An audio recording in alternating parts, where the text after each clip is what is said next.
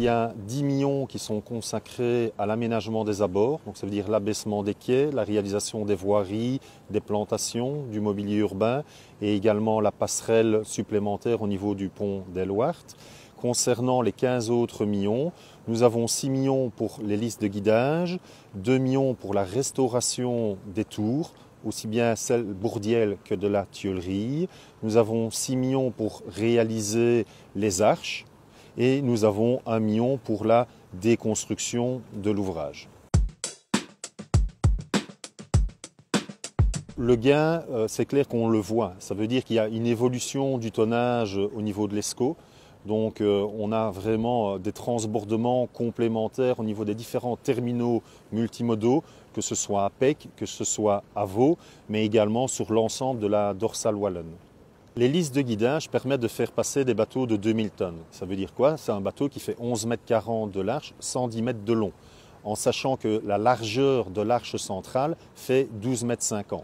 Donc pour pouvoir passer en toute sécurité, même lorsque le débit est important sur l'ESCO, nous avons dû mettre des listes de guidage. Alors les listes de guidage, c'est d'abord des pieux qu'on a réalisés pendant 1 mois pour pouvoir poser des caissons métalliques afin de servir d'amortisseur par rapport aux bateaux qui pourraient les toucher.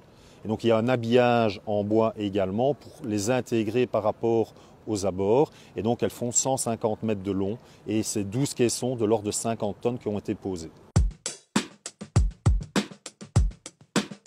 Qu'est-ce qui a changé au niveau de cette nouvelle courtine? Ce n'est pas sa position en hauteur, effectivement, mais c'est vraiment l'arche centrale qui rentre dans cette courtine et qui permet d'agrandir l'arche centrale, qui permet également donc le passage de bateaux qui peuvent avoir parfois une hauteur libre de 7 mètres. La tôle en inox fait 15 mètres de long, 3 mètres de large, 4 cm d'épaisseur. Elle pèse à peu près 9 tonnes et elle permet la jonction effectivement entre la rive droite et la rive gauche. Nous avons également placé des filets pour protéger justement les gens qui pourraient y passer et une zone antidérapante. Il y a un garde-corps qui a été effectivement placé le long des quais, comme nous avons sur l'ensemble de la traversée, qui sert également un peu de promontoire où les personnes vont pouvoir s'appuyer et regarder passer les bateaux et les rapprocher le plus possible de l'eau. Et donc il y a vraiment ce souhait qui a été mis en place par le comité citoyen en son temps, c'est l'abaissement des quais et ce rapprochement au fil de l'eau.